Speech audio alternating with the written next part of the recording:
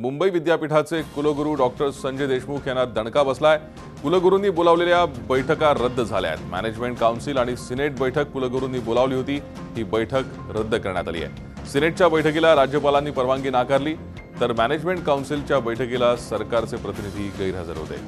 अधिक माहिती घेऊयात आमच्या प्रतिनिधी दीपाली जगताप पाटील सध्या आपल्या बरोबर आहेत। दीपाली, काय अधिक माहिती आहे?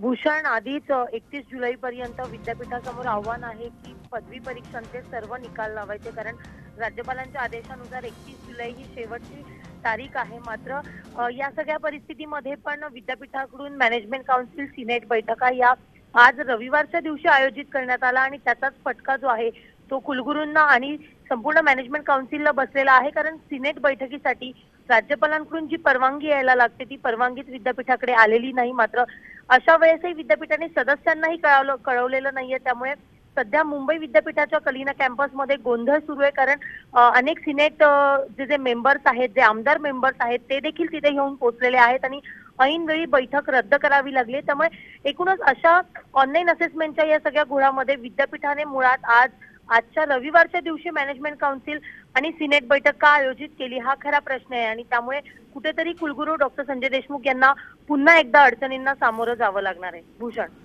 खरं दीपाली, एकीकडे वेळेत निकाल लावण्यासाठी, मुदतीत निकाल लावण्यासाठी विद्यापीठाचे सर्व प्रयत्न सुरू आहेत। संजय देशमुख आणि विनोद तावडे यांनी काल राज्यपालांना भेट घेऊन तशी माहिती दिली होती। मात्र आता आज आणखीन एक आव्हान या सगळ्यातनं त्यांच्यासमोर उभं राहिलेलं दिसतंय।